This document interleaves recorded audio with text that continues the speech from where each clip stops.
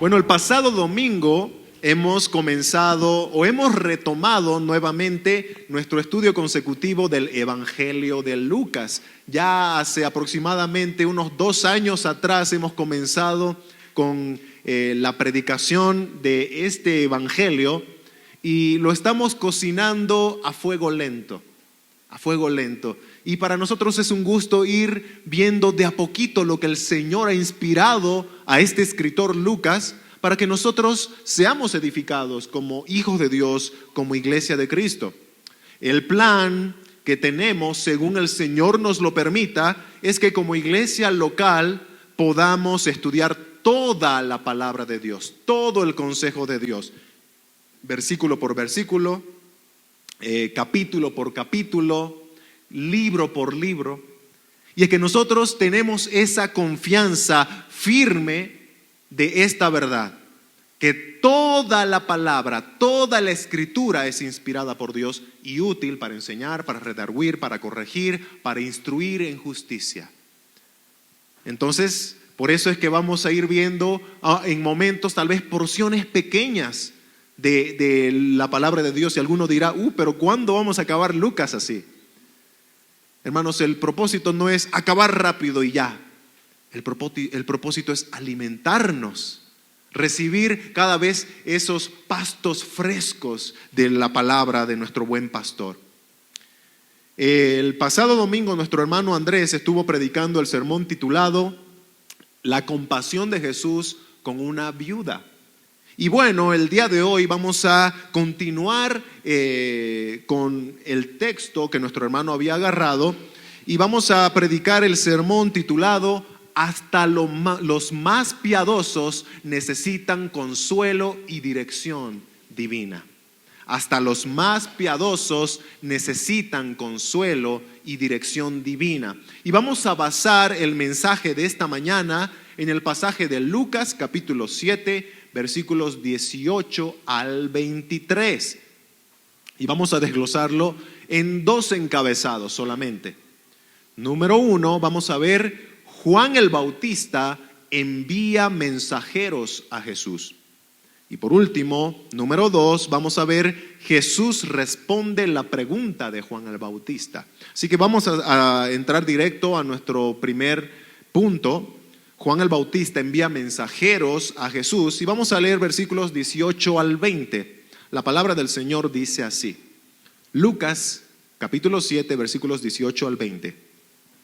Los discípulos de Juan le dieron las nuevas de todas estas cosas y llamó Juan a 2 de sus discípulos y los envió a Jesús para preguntarle, ¿eres tú el que había de venir o esperaremos a otro? Cuando pues los hombres vinieron a él, a Jesús, dijeron, Juan el Bautista nos ha enviado a ti para preguntarte, ¿eres tú el que había de venir o esperaremos a otro? Hay algo importante que tenemos que saber en el contexto de nuestro pasaje, y es que Juan el Bautista no podía ir personalmente donde Jesús para preguntarle lo que él quería preguntarle, porque Juan el Bautista estaba preso. Juan el Bautista ya estaba buen tiempo en la cárcel. Miren, nosotros vamos por Lucas capítulo 7. Y ya en Lucas capítulo 3, el escritor nos cuenta que Herodes metió a Juan el Bautista a la cárcel. Dice Lucas capítulo 3, versículos 19 y 20. Entonces Herodes el tetrarca, siendo reprendido por Juan a causa de Herodías, mujer de Felipe, su hermano, y de todas las maldades que Herodes había hecho, sobre todas ellas añadió además esta, encerró a Juan en la cárcel. De manera que esa es la razón por la que Juan el Bautista tiene que depender de 2 de sus discípulos para enviarlos a Jesús a preguntar sus inquietudes. Algo que hay que rescatar aquí, estimados hermanos y amigos, es la razón por la que Juan el Bautista estaba en la cárcel. Y fue su fidelidad al Señor. Él no se dejó llevar por la cultura o por quererle caer bien a un rey por más que tenga una posición elevada. Él se puso firme ante el pecado y le dijo, estás en pecado, Herodes. Sí, yo sé, tú eres el rey, tú eres una autoridad, pero estás en pecado. Y eso desagrada a Dios. Dios aborrece el pecado. ¿Cuál era el pecado de Herodes? Él se había metido con su cuñada. ¿Se dan cuenta? Herodías, la mujer de Felipe, el hermano de Herodes. Eso, hermanos, es fornicación. Tiene un nombre específico, ¿verdad? Es un pecado. Adulterio en el caso de la esposa de Felipe, el hermano de Herodes. Pero Juan el Bautista no se dejó llevar por la posición de Herodes para ponerle en cara: estás en pecado delante de Dios. Y su fidelidad a Dios y su fidelidad a la palabra, a la voluntad de Dios, lo tenía ahora en la cárcel. Entonces nosotros podemos ver aquí en Juan el Bautista un hombre fuerte de carácter, fuerte de convicciones, fuerte de fe. Pero luego vemos que lo que está sucediendo ahora en nuestro pasaje nos empieza a hacer pensar: pero ¿cómo un hombre tan firme de convicciones, tan fuerte de fe, lanza una pregunta a Jesús que al contrario nos hace dudar de que realmente tenía fe? Bueno, ¿cuál era la pregunta que Juan el Bautista mandó con sus discípulos hacerle a Jesús? ¿Eres tú el que había de venir o esperaremos a otro? Esa pregunta tiene que ver enteramente con la identidad de Jesús. ¿Quién es Jesús? Y Juan el Bautista sabía quién es Jesús. Juan el Bautista estaba completamente enterado de la identidad de Jesús. Él había reconocido delante de multitudes quién es Jesús. Por ejemplo, en Lucas capítulo 3, versículos 16 al 17, las personas le preguntaban a Juan el Bautista porque él hablaba con poder de Dios, ¿verdad? Entonces muchos le preguntaron: ¿eres tú el Mesías? ¿Eres tú el Cristo que había de venir? Y bueno, Juan niega. Él dice: no, yo no soy. Pero dice versículo 16 de Lucas 3: yo a la verdad os bautizo con agua, pero viene uno más poderoso que yo, de quien no soy digno de desatar la correa de su calzado. Él os bautizará en Espíritu Santo y fuego. Su aventador está en su mano y limpiará su era y recogerá el trigo en su granero y quemará la paja en fuego que nunca se apagará. ¿Qué estaba haciendo Juan en estos versículos? Estaba reconociendo la superioridad del Mesías. Para Juan el Bautista, el Mesías es más poderoso que él. Juan no se consideraba digno siquiera de arrodillarse, de hincarse delante del Mesías. Para Juan el Bautista, el Mesías bautiza con Espíritu Santo y fuego, mientras él solo bautiza con agua. Para Juan el Bautista, el Mesías era el único digno de ejercer juicio. Ubican esa parte que dice: tiene su aventador en su mano. Es una forma de ir haciendo pasar las cosas, como cuando uno cierne la harina, ¿no? Pasa lo que es finito y se queda arriba lo que no sirve, ¿no? Las impurezas, piedritas, basuritas. Bueno, eso es lo que hace el Señor como el único digno de ejercer juicio. Él va a separar los que son suyos de los que no lo son. Y esta suciedad que no pasa el discernimiento del Señor serán quemados como paja. Habla del juicio, ¿verdad? Juan el Bautista dice: el Mesías tiene esa autoridad de juzgar, yo no. Entonces ya ahí muestra una gran diferencia entre quién es el Mesías y quién es Juan el Bautista. Pero ahora vamos a ver en el pasaje paralelo del Evangelio de Juan cómo Juan el Bautista dice que que tiene toda autoridad, todo poder, y del cual Juan el Bautista no es siquiera digno de hincarse a sus pies, es Jesús. No lo dejó al aire como hay alguien por ahí. No, él dijo: Jesús es. Juan capítulo 1, versículos 29 y 30 dice: el siguiente día, Juan vio a Jesús que venía a él y dijo: he aquí el Cordero de Dios que quita el pecado del mundo.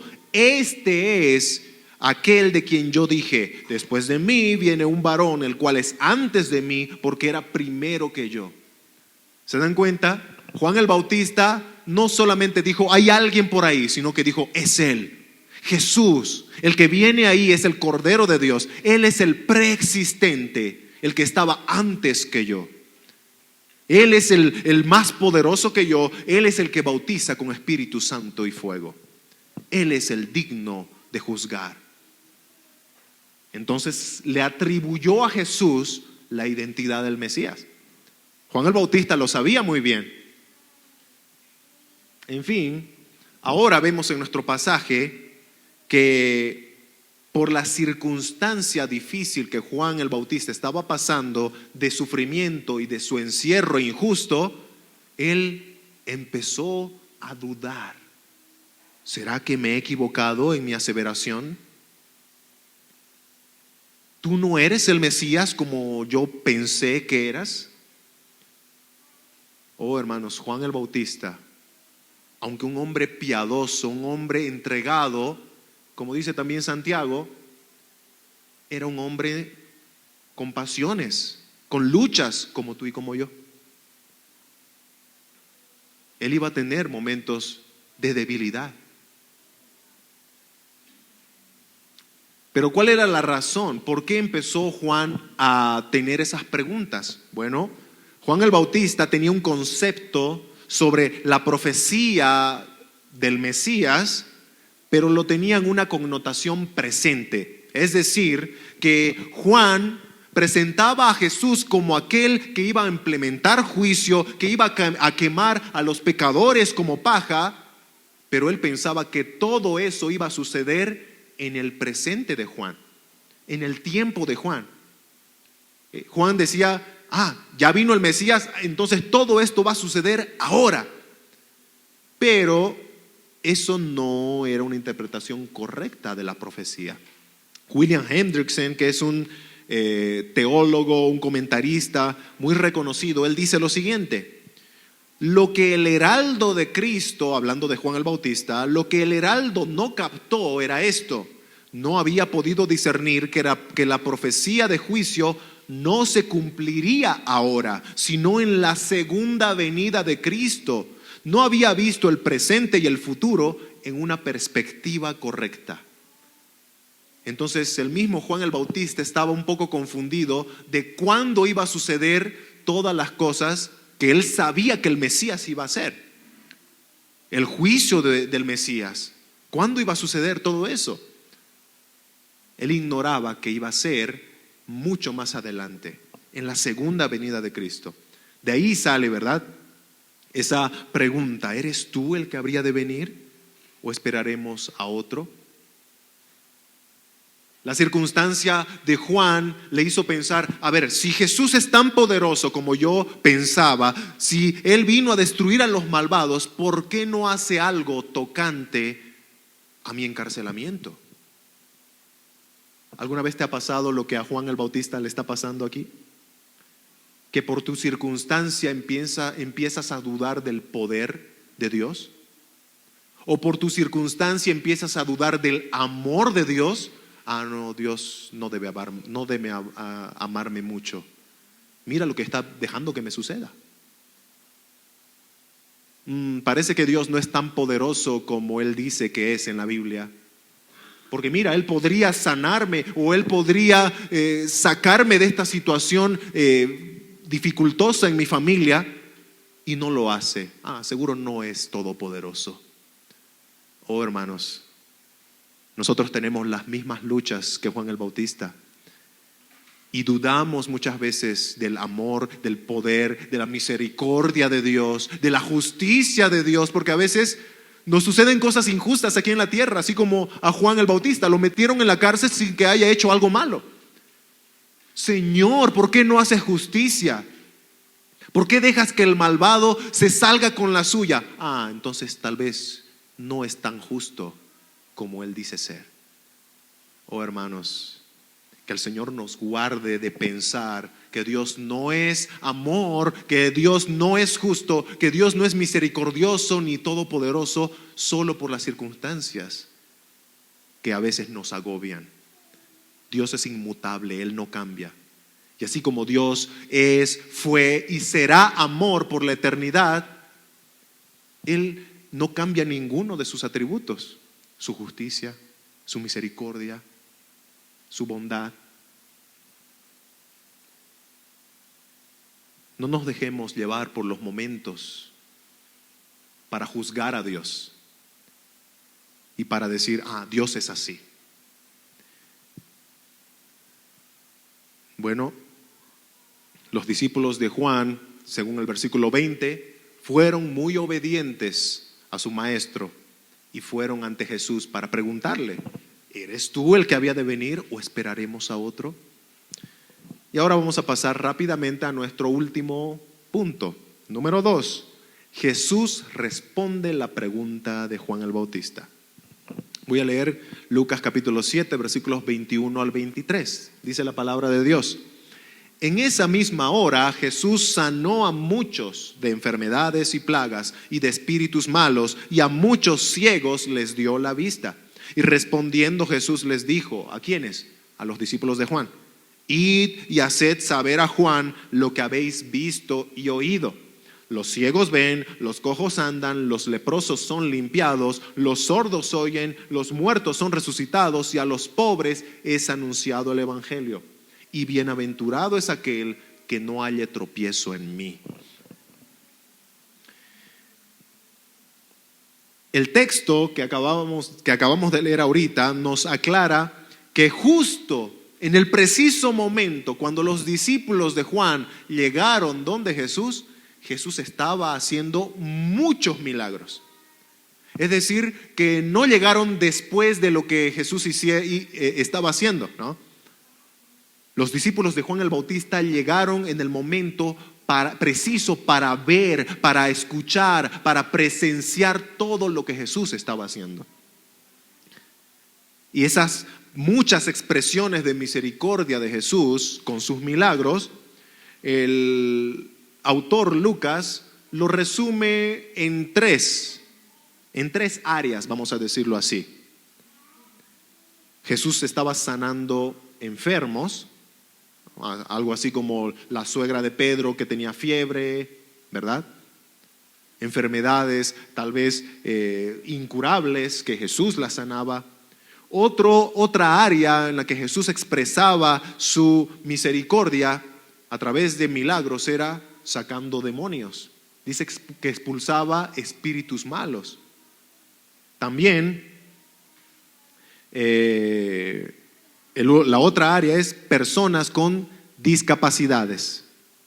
Personas con discapacidades. Por eso Jesús encara a los discípulos de Juan como testigos de primera mano y les dice que alienten, que animen a Juan el Bautista, testificando que en Jesús se están cumpliendo todas las profecías. Dice, por ejemplo, en Isaías 35, 4 al 6, que es una alusión que Jesús usó para lo que dijo aquí a los discípulos de Juan. Isaías 35, versículos 4 al 6. Dios mismo vendrá y os salvará. Entonces los ojos de los ciegos serán abiertos y los oídos de los sordos se abrirán. Se parece a lo que Jesús dijo a los discípulos de Juan, ¿verdad? Entonces el cojo saltará como ciervo y cantará la lengua del mudo, porque aguas serán cavadas en el desierto y torrentes en la soledad. ¿Qué está haciendo el Señor Jesucristo acá? Vienen los discípulos de Juan el Bautista, le preguntan: ¿eres tú el Mesías? ¿Eres tú el que tenía que venir o tenemos que esperar a otro? Y Jesús les responde haciendo alusión a la palabra de Dios. Jesús les responde: todo esto lo que ustedes están viendo está en la Escritura, está profetizado. Y Él menciona textos como Isaías 35. Los sordos oyen, los ciegos ven. ¿Se dan cuenta? Es todo lo que Jesús estaba haciendo y Él los lleva a la Escritura. Jesús está fundamentando su ministerio con la Sagrada Escritura para consolar y para alentar a Juan. Jesús no se inventó cualquier otra cosa como, vayan y díganle a Juan, tranquilo Juan, no te preocupes, todo va a salir bien, no estés triste. ¿Sabes qué? Yo conocí un amigo que estaba en la cárcel hace algún tiempo y estuvo un tiempo nomás y luego lo soltaron. Tranquilo, eso te va a pasar a ti. ¿Se dan cuenta que a veces nosotros cometemos ese error cuando queremos alentar o consolar a alguien? Usamos nuestra experiencia o la experiencia de algún amigo para tratar de alentar, animar a alguien. Pero ¿qué hizo Jesús? Se fue a la Escritura. Jesús se fue a la Biblia para consolar a Juan encerrado en la cárcel. La palabra de Dios, hermanos, debe ser usada por todo cristiano, así como lo usó nuestro gran maestro y Señor Jesucristo. La Biblia fue usada por el Señor como una herramienta de aliento y consuelo. ¿Quiénes nos creemos que somos nosotros al tratar de aconsejar, al tratar de consolar, al tratar de exhortar con mera sabiduría humana? ¿Quiénes nos creemos que somos? Cuando el mismo Señor Jesucristo, el Verbo encarnado, usó la Escritura para consolar. ¿Somos nosotros más sabios que Jesús? ¿Somos nosotros acaso con mucha más experiencia en aconsejar que Jesús? No. Por ejemplo, en la carta que Pablo le escribe a Tito, uno de sus discípulos del apóstol Pablo, así como Timoteo, le dice a Tito, en Tito 2:4, que las mujeres más ancianas de la iglesia enseñen a las más jóvenes. Y claro, ahí cualquiera puede decir, entonces, bueno, las mujeres más ancianas de la iglesia pueden acercarse a las más jóvenes y empezar a aconsejarles en base a su vida, a su experiencia. Y sucede, ¿verdad?, que muchas veces los más mayores, como han vivido mucho más tiempo en esta tierra que los que son más jóvenes, bueno, tienen muchas más experiencias de vida. La pregunta es, ¿será que cualquier experiencia de vida de una persona tiene mucho más valor y poder que la palabra de Dios? No. No, aquí no está hablando de que cualquiera que ya tiene mucho más años que otras personas ya es maestro de otros, ¿no? Para enseñarles a vivir, ¿no?, para aconsejar. Hermanos, alguna vez yo he escuchado consejos de hermanos con muchas canas en la cabeza, pero que eran consejos como si te los diera un adolescente. Eran consejos que no tenían nada de sabio. Entonces aquí no está diciendo que las ancianas, las mayores de edad, solo por ser mayores de edad, ya son consejeras automáticas de la iglesia. No, aquí está hablando, hermanos y hermanas, de ancianas conocedoras de las Escrituras. Hermanas que viven las Escrituras. Lo que el apóstol Pablo está diciéndole a Tito acá es de mujeres que son como la de Proverbios 31. Sabias, que abren la boca con sabiduría.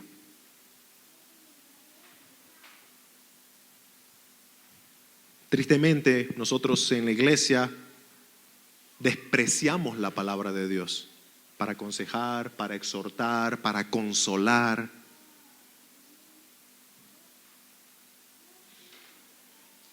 Cristo consoló el corazón de Juan el Bautista llevándolo a la Escritura. Eso es lo que nosotros tenemos que hacer, hermanos, hermanas. Eso es lo que nosotros tenemos que hacer. Y esa es la razón por la que debemos crecer en la Escritura. Porque ¿cómo puedo aconsejar a alguien con la palabra de Dios si no la conozco? ¿Verdad? ¿Cómo puedo darle a alguien sabiduría de lo alto, que es la palabra de Dios, si yo no leo mi Biblia? Por eso es que insistimos, hermanos, que la palabra de Dios permee en la vida del cristiano, que el cristiano rebalse de la palabra de Dios, para que cuando alguien venga y te pregunte, hermano, hermana, estoy en una situación difícil en mi casa, esto está sucediendo. Tú no vayas con tu propia experiencia y le digas, una amiga, ¿sabes qué hizo? Lo dejó, déjalo. No, Biblia, hermanos, Biblia para aconsejar. Eso es lo que nosotros tenemos que hacer. No usar nuestra experiencia o experiencias humanas. El Señor Jesucristo, la segunda persona de la Trinidad, usó la Biblia para consolar a Juan el Bautista. La mayoría de las obras que Jesús menciona acá eran milagros, ¿verdad? Señales de sanidad, señales de endemoniados sanados, señales de cojos que empiezan a saltar.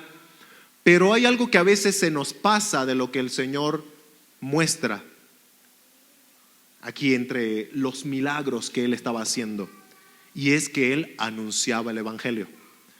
Tanto nos enfocamos en las cosas externas que nos olvidamos de lo más importante que Jesús vino a hacer a esta tierra, y es predicar el Evangelio. ¿Se dan cuenta lo que dice el texto ahí de Lucas? Lucas capítulo 22, terminando, dice: y a los pobres es anunciado el Evangelio. Es decir, que entre todas las cosas que Jesús hacía de sanidades, sacar endemoniados, etcétera, Jesús predicaba el Evangelio. Y algunos pueden decir, pero es un combo, ¿verdad? Se predica y hay que sanar. Bueno, ahorita vamos a ver que Jesús lo hacía así, pero con el tiempo nos va a demostrar cuál era la prioridad, no solo de Jesús, sino de los apóstoles. Señor Jesucristo dice en Isaías 61:1, en un texto muy conocido: el Espíritu de Jehová el Señor está sobre mí, porque me ungió Jehová, me ha enviado a predicar buenas nuevas a los abatidos. ¿A qué lo envió el Señor, el Padre, al Hijo eterno aquí a la tierra? Según este texto de Isaías, a predicar buenas nuevas, a predicar buenas noticias. Está hablando del Evangelio. ¿Cuánta gente buscaba desesperada a Jesús por los milagros que Él hacía, verdad? Dice que las multitudes iban detrás de Él. Es que Él era el milagrero. Él sanaba. Pero ¿qué decía Jesús cuando las personas lo alcanzaban y le decían: Señor, ¿por qué te vas? Lucas capítulo 4, versículos 43 y 44 dice: es necesario que también a otras ciudades anuncie el Evangelio del reino de Dios, porque para esto he venido. Y predicaba en las sinagogas de Galilea. ¿Qué decía Jesús del propósito de su venida? Yo vine a sanar, yo vine a hacer milagros, yo vine a curar al cojo, a curar al ciego. ¿Para eso vine? No, Jesús dice: yo vine a predicar el Evangelio. Para eso he venido, dice. Es decir, que Jesús, antes de ser un sanador físico, Jesús es un sanador de almas. Jesús es un predicador del Evangelio. ¿Se dan cuenta cómo Jesús ya va mostrando la prioridad que le da a la predicación antes que a las mismas sanidades? Antes que a los mismos milagros que la gente tanto buscaba. Jesús dice: la predicación es lo importante. Jesús mismo enseñaba de la importancia de lo espiritual por sobre lo físico. El Señor decía que de nada sirve que ganes el mundo si se pierde tu alma. De nada sirve que tú seas un hombre, una mujer, un niño, una niña súper sanito físicamente si espiritualmente estás muerto. Si espiritualmente ya estás bajo condenación. De nada sirve estar físicamente sano si de todas maneras espiritualmente estás muerto. ¿Saben qué sucede hoy en día? Y vivimos en una época en donde coliseos se llenan por campañas de sanidades, ¿verdad? Coliseos de 10,000, 20,000 personas congregadas en un lugar porque quieren ver milagros, porque quieren recibir milagros. ¿Y qué sucede en esos lugares? Bueno, hay mucha música, hay luces, hay humo, y todo para enfatizar, para darle protagonismo de héroe al sanador que está ahí. que normalmente se autodenomina el apóstol tal, el apóstol cual, o la profetisa tal, la profetisa cual. Y están ahí, ¿no? Dizque sanando personas, haciendo milagros. Y hacen un show de declaraciones, un show de decretos, en donde para lo único que abren la boca es para pretender darle órdenes a Dios. Pero no abren la boca para predicar el evangelio de salvación a 10,000, 20,000 almas que están bajo condenación congregadas ahí. Para eso no abren la boca. Pero para darle órdenes a Dios, sí. Para eso sí son buenos. ¿Y por qué estoy diciendo todo esto, hermanos? Porque nosotros, los cristianos, tenemos que seguir a Jesús. Y tenemos que seguir el ejemplo, las pisadas de Jesús, como dijo el apóstol Pedro. ¿Y cuáles eran las pisadas, el ejemplo de Jesús? Hermanos, cuando Jesús multiplicó los panes y los peces para alimentar a más de 5,000 personas reunidas ahí, aunque la gente buscaba desesperada a Jesús, cuando le encontraron, ¿saben qué les dijo Jesús? Ustedes me buscan porque comieron pan y se saciaron. Ustedes me buscan por el milagro. Es decir, ustedes buscan de mí el milagro que satisfizo temporalmente el hambre de sus vientres. Pero he aquí, miren, unas horas después ya están con hambre otra vez.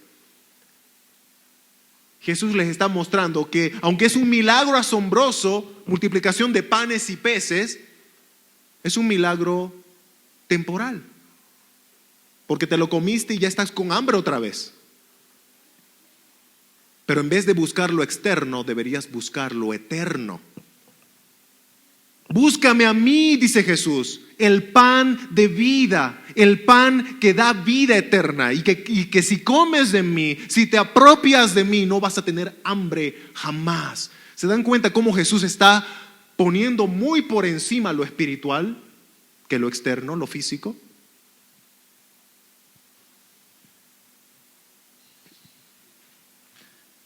El Señor hace notar a los discípulos de Juan el Bautista y a nosotros hoy en día que las señales que Él mostraba como Mesías no estaban ni están separados de la predicación del Evangelio. Los apóstoles, los evangelistas en el libro de los Hechos, siempre que hacían milagros, siempre que sanaban, ellos predicaban el Evangelio. Hechos capítulo 3, la sanación de un cojo, ¿verdad? ¿Recuerdan esas famosas palabras de Pedro? No tengo oro ni plata para darte, pero lo que tengo te doy. Bueno, esa sanación produjo mucho movimiento, mucha expectativa en el pueblo. ¿Y qué hicieron luego de esa sanidad? Pedro y Juan predicaron el Evangelio en el pórtico de Salomón, en donde se convirtieron 5,000 personas luego de esa predicación. Entonces, sanidad, predicación del Evangelio. Hechos capítulo 5, las señales y prodigios que seguían haciendo los discípulos lo llevaron ante los líderes religiosos, ante el Sanedrín. ¿Y qué hicieron delante de ellos? Predicaron el Evangelio. ¿Se dan cuenta cómo las señales y prodigios, los milagros, sirvieron solamente como un señuelo, como una forma de acumular multitudes para darles lo que realmente necesitan, el Evangelio? Hechos capítulo 8, Felipe el evangelista llega a Samaria y dice el texto, sanando demonios, sanando enfermos, pero por sobre todo predicando el Evangelio. Y dice que muchos samaritanos creyeron en el Evangelio por la predicación de Felipe. No por las sanidades, por la predicación. Hechos capítulo 9. El apóstol Pedro sana a Eneas, un paralítico, y resucita a Dorcas, una viuda que había muerto. ¿Y qué hace el apóstol Pedro luego de esos grandes milagros? Predica el Evangelio. Y creen muchos de esas ciudades. Y algunos dirán, pero hermanos, ellos tienen una gran ventaja, ellos hacían sanidades. Hermanos, no es un requisito para predicar el Evangelio hacer sanidades. De hecho, eso fue mermando con el pasar del tiempo por la soberanía de Dios. El apóstol Pablo, que era un hombre que tenía poder de hacer milagros, tanto que resucitó a Eutico, que se durmió en una prédica. Ojalá aquí nadie se duerma, yo no puedo resucitar a nadie. Pero hermanos, Pablo tenía el poder dado por Dios para resucitarle. Y lo devolvió vivo, dice la Escritura. Pero aún así el apóstol Pablo, que tenía ese poder por un tiempo, por la gracia de Dios, también por la soberanía de Dios, en su ministerio llegó un momento en donde ya no podía sanar. Porque Dios así lo permitió. ¿Y cómo lo sabemos? Bueno, porque él le escribe a Timoteo, su hijo en la fe, en 1 Timoteo capítulo 5, versículo 23, y le dice lo siguiente, escuchen: ya no bebas agua, sino usa un poco de vino por causa de tu estómago y de tus frecuentes enfermedades. Hermanos, Pablo resucitó muertos, ¿no? Que podría decirse que es un tope de los milagros así. ¿Quién resucita muertos, no? Si no es con el poder de Dios. Bueno, Pablo, que resucitaba muertos, ahora al escribir esta carta da a conocer que él ya no podía siquiera sanar de su estómago a Timoteo. Y él podía sanarle a la distancia. ¿Recuerdan el Señor Jesucristo que sanó al siervo de un centurión a la distancia? Lo sanó. Pablo podía haber orado por Timoteo para que se sane, aunque estaba lejos, para que ya no le duele el estómago. Sin embargo, lo único que hace es escribir una receta médica. Toma un poquito de vino por tus frecuentes enfermedades, por tu estómago. Ya no podía sanarle. Entonces, por la soberanía de Dios, llegó un punto en el ministerio de Pablo en que él ya no podía sanar. Pero aunque no podía sanar, ¿saben qué es algo que no dejó de hacer? Predicar el evangelio. Aunque ya no ejercía esos milagros tan evidentes como al principio, lo que Pablo sí hizo hasta el último aliento de sus vidas es predicar el evangelio. Otra vez, ¿qué es más importante? ¿Qué prioriza más? Predicar el evangelio.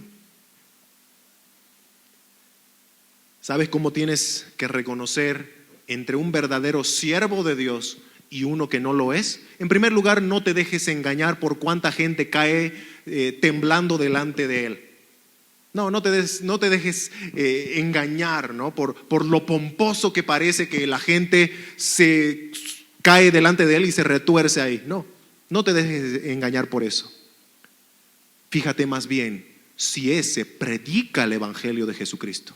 Si es fiel al predicar a tiempo y fuera de tiempo, dándole prioridad, así como Cristo le dio a la predicación del evangelio que salma albas y que sacia la sed, el hambre espiritual eternamente. Fíjate si esa persona hace eso. Si sana a miles por montones, pero nunca predica el evangelio, no es un verdadero siervo de Dios. Y muchos van a decir, pero hace milagros. Pero si no predica el evangelio, no es siervo de Dios. Yo les pregunto, ¿Satanás tiene poder? Sí. No es todopoderoso como Dios, pero tiene poder.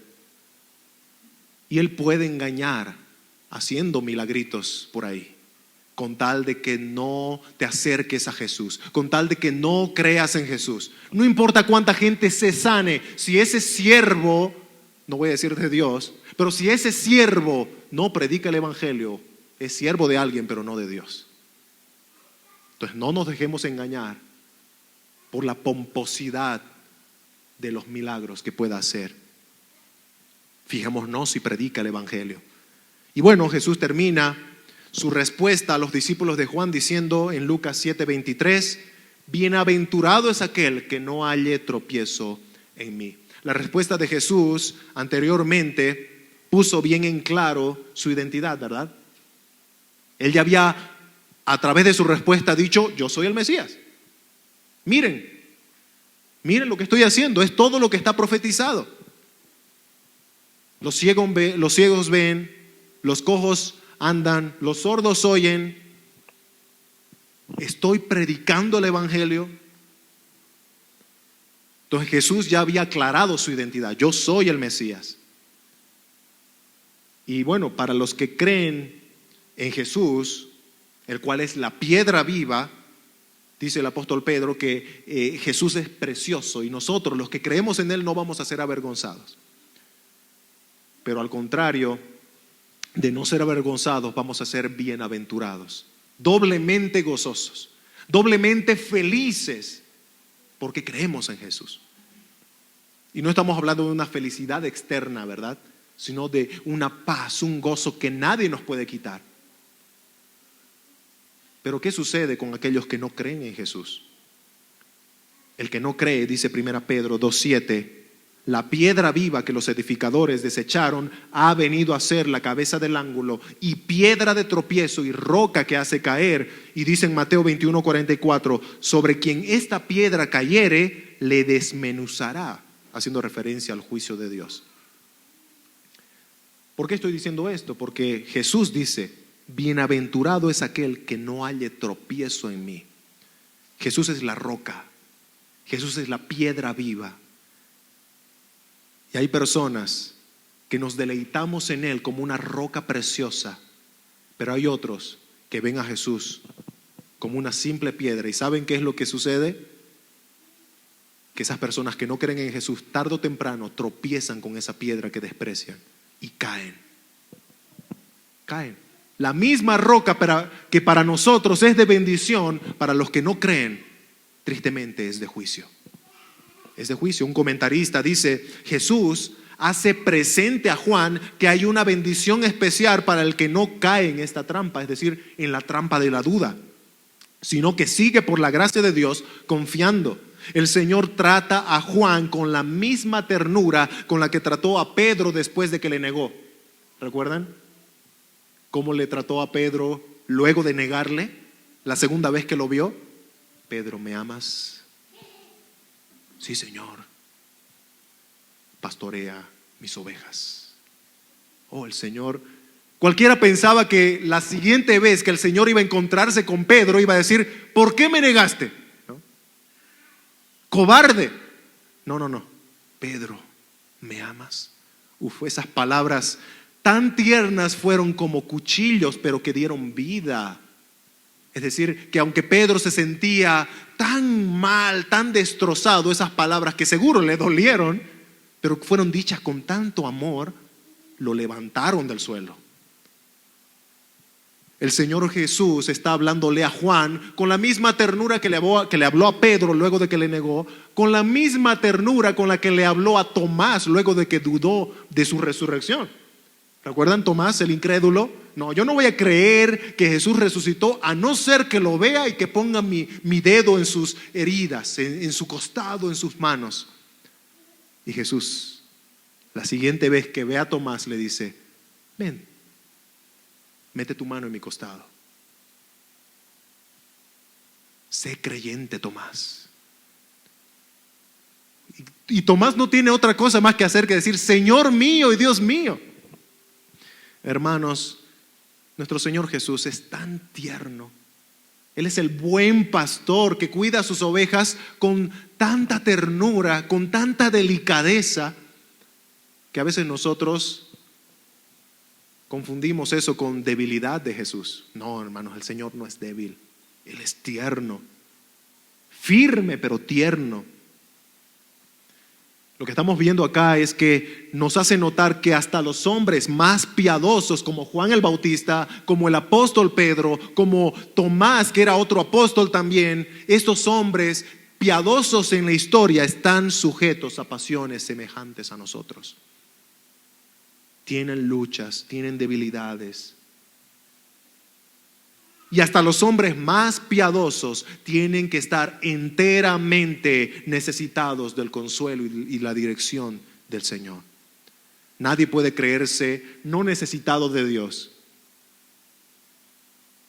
Todos necesitamos consuelo de Jesús, dirección de Jesús.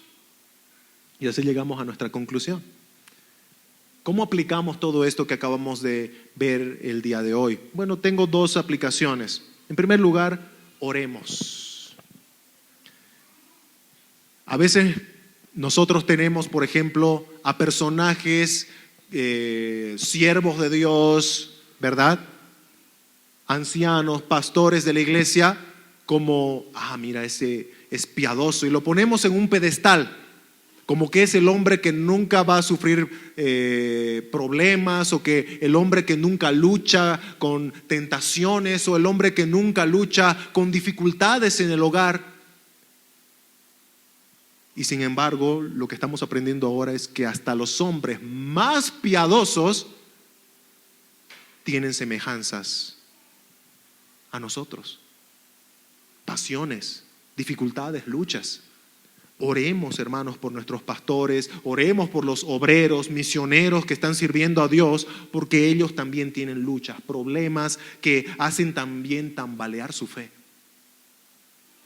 ¿Alguna vez te pusiste a pensar que los pastores, que los ancianos tienen momentos en donde su fe tambalea? Oremos por ellos, para que el Señor los afirme, así como afirmó a Pedro luego de que fue zarandeado como trigo. Oremos por nuestros ancianos, por nuestros pastores. No pensemos que ellos no sufren dificultades, que ellos no sufren problemas que tambalean su fe. Y en segundo lugar, también oremos para que las personas de nuestro barrio, de nuestra ciudad Quillacollo, busquen a Jesús, el pan de vida, y no solamente el milagro que llene sus vientres, porque es algo que sucede hoy mucho, ¿verdad? Que no busquen lo externo, sino que busquen a Jesús. Él va a llenar, va a saciar ese vacío del alma eternamente. Y bueno, si hay alguien aquí que está buscando el favor de Dios de forma externa, sin buscar a Dios en sí mismo, déjame decirte que estás perdido, porque estás poniendo cualquier otra cosa en lugar de Dios, ¿verdad? Quiero la solución a mis problemas. Si el deseo de la solución a tus problemas está en primer lugar antes que Dios, entonces ese es tu ídolo. Estás lejos de Dios, estás bajo condenación. Eres un pecador en rebelión ante el Santísimo. Y saben que Dios aborrece al pecador. Salmos capítulo 5. Dios aborrece el pecado, Dios aborrece al impío y su impiedad. Pero para eso vino Jesús. Jesús vino para que un pecador aborrecible, creyendo en Jesús, que murió en la cruz y resucitó poderosamente, ese pecador que cree sea salvo, sea hijo de Dios, sea amado por Dios. Así que voy a terminar en esta mañana haciéndote este llamado. Cree en Cristo, amigo, amiga, cree en Cristo. No busques un milagro temporal, un milagro perecedero con el tiempo. No busques los panes y los peces. Busca a Jesús, corre hacia Jesús. Corre ante aquel que en la cruz y en la tumba hizo seguro el mayor de los milagros. ¿Cuál es ese? Que creyendo tú hoy, arrepentido de tus pecados, pases de muerte a vida. Cree en el Señor Jesucristo y serás salvo. Cree en el Señor Jesucristo y recibirás el perdón de Dios de todos tus pecados.